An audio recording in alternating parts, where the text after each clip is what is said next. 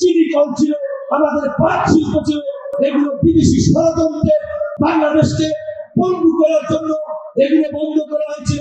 আপনারা জানেন গণ অধিকার পরিষদের 4টি মূলনীতি গণতন্ত্র, ন্যায় বিচার, অধিকার এবং জাতীয় স্বার্থ, এই যে সীমান্তবর্তী একটি এলাকা হয়, আপনারা খুব ভালোভাবেই আমাদের প্রতিবেশী রাষ্ট্র ভারতের আচরণের প্রতি অবগত আছেন।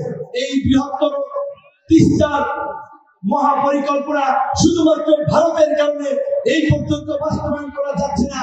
আর ভারতের কারণে তিস্তা মহাপরিকল্পনা বাস্তবায়ন না হওয়ার পরে এই এলাকার মানুষ প্রতি বছর বন্যায় ক্ষতিগ্রস্ত হচ্ছে, খরায় ক্ষতিগ্রস্ত হচ্ছে।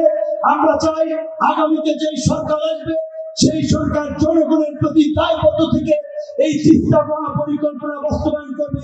দিনাজপুরের 3টি নদীর তীরবর্তী মানুষ যেভাবে বন্যায় ক্ষতিগ্রস্ত হয়, খরায় ক্ষতিগ্রস্ত হয়, তাদের এই ক্ষতি পুষিয়ে ওঠার জন্য একটি টেকসই পরিকল্পনা নেবেন এবং দিনাজপুরের এই যে বড় পুকুরিয়া কয়লা খনি থেকে শুরু করে তাপ বিদ্যুৎ কেন্দ্র এরকমের শিল্প এলাকা থাকলেও এই এলাকার মানুষ কিন্তু দারিদ্র সীমার নিচে অসংখ্য মানুষ বাস করে এবং তারা কিন্তু পিছিয়ে আছে।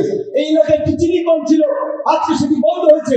পরিষ্কার ভাবে বন্ধ করে আপনাদেরকে বলি, শুধুমাত্র এই দিনাজপুর নয়, এই রংপুর সহ কুষ্টিয়া এইদিকে যে কয়েকটি চিনি কল ছিল, আমাদের পাট শিল্প ছিল, এগুলো বিদেশি ষড়যন্ত্রে বাংলাদেশকে পঙ্গু করার জন্য এগুলো বন্ধ করা হয়েছিল। তাই আমরা তরুণদের প্রতিনিধি হিসেবে, তরুণদের নতুন রাজনৈতিক দল হিসেবে আমরা বলতে চাই, এই চিনি শিল্প গুলোকে চালু করতে হবে, পুনরায় পাট শিল্পগুলোকে আবার চালু করতে হবে এবং কৃষি প্রধান বাংলাদেশ হিসেবে কৃষকের স্বার্থ সুরক্ষা দিয়ে আমাদের নতুন ভাবে পরিকল্পিত ভাবে কৃষি নীতি প্রণয়ন করতে হবে। কৃষিকে সর্বাধিক গুরুত্ব দিয়ে কৃষকদের স্বার্থ রক্ষার পাশাপাশি এই দেশের শিক্ষিত তরুণদের জন্য কিভাবে নতুন নতুন কর্মসংস্থান